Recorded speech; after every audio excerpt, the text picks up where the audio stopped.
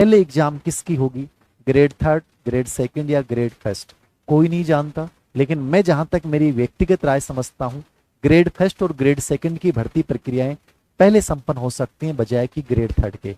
बाकी तो सरकार की इच्छा शक्ति पे डिपेंड है कि वो क्या करना चाहे, कैसे चीजें करे, क्योंकि मुख्य सचिव जो हैं वो थोड़ा सा ज्यादा इंटरेस्ट ले रहे हैं इन चीजों को प्रक्रियाबद्ध और टाइमबद्ध करने, समयबद्ध करने के चक्कर में। तो मैं ये आपको ईमानदारी से राय दे रहा हूं कि आप ये चीज मान के चलें कि मुझे 6 से 7 महीने, 8 महीने लेके चलने चाहिए, और उसमें ही सब चीजों को मुझे समेटना चाहिए, जिसमें आपका 3 बार 2 बार रिवीजन भी हो, जिसमें ओल्ड क्वेश्चन पेपर भी हो, जिसमें आपने कोई कोर्स लिया है तो उस कोर्स को भी आप पूरा करो। तो ये स्ट्रेटेजी आप लोगों की मेरे अकॉर्डिंग, यदि मैं आपकी जगह होता तो इस समय क्या करता, तो मैं इस समय इन तीनों में से किसी एक को चुनाव करता और मैं अपनी योग्यता के अनुसार करता।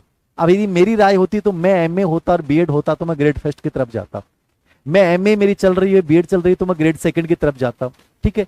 और मैं ग्रेड थर्ड की तरफ तब जाता जब मुझे लगता है कि सिलेबस में मैं कंफर्टेबल हूं और मैं कर सकता हूं। तो ये अपने अकॉर्डिंग चुनना। आप में से एक सवाल आएगा कि सर रीट का एग्जाम कब होगा, तो देखो कोई नहीं जानता एग्जाम कब होगा, बट रीट 2024 में निश्चित रूप से करवा सकते हैं, बट ग्रेड थर्ड का जो सेकंड एग्जाम ये करवाएंगे निश्चित रूप से मुझे लगता है 2025 से पहले पॉसिबल। कम से कम प्रोसेस में कितना समय लगेगा, 12 माह इस प्रोसेस में कम से कम लगेंगे, हो सकता है 15 माह 18 माह भी लग जाए। इतना टाइम आपको लेके चलना है।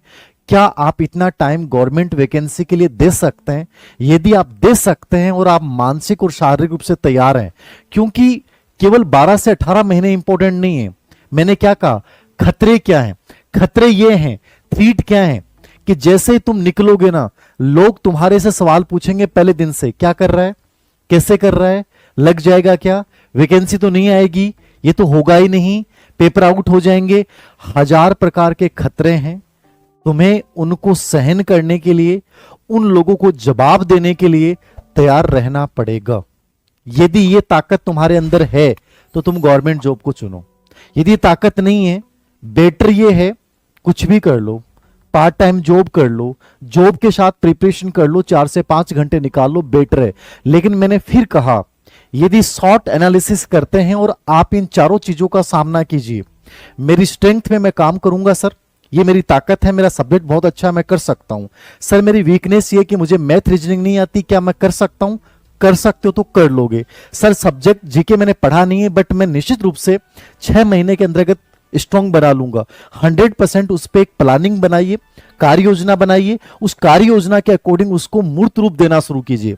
मेरी बातें आप सभी लोग सुनते हैं, सभी लोग मेरी बातें सुनते हैं। मैंने पता नहीं हजारों वीडियो बना दिए होंगे कि जिंदगी में कैसे आगे बढ़ना है, लेकिन सच बताऊं सिर्फ 0.5% बच्चे से होते हैं जो उन सुझावों को मूर्त रूप में लेके आते हैं। जब तक तुम्हारे जीवन में एक्शन नहीं है, तुम्हारे जीवन में गति नहीं है, तब तक तुम्हारी लाइफ को ना धीर सिंह सर, ना कोई दुनिया की ताकत, ईश्वर भी नहीं बदल सकता।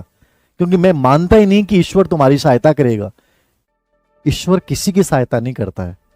आदमी को खुद को, अपने आप को इंपॉर्टेंस देनी होती है, और जिस दिन तुम अपने आप को इंपॉर्टेंस दोगे ना, उस दिन ये सवाल किसी से नहीं पूछोगे कि सर वैकेंसी कब आ रही है। अब मैं वीडियो क्यों बना रहा हूं, इसका उद्देश्य यही था कि अभी भी तुम नहीं जाग रहे हो तो तुम मूर्ख लोग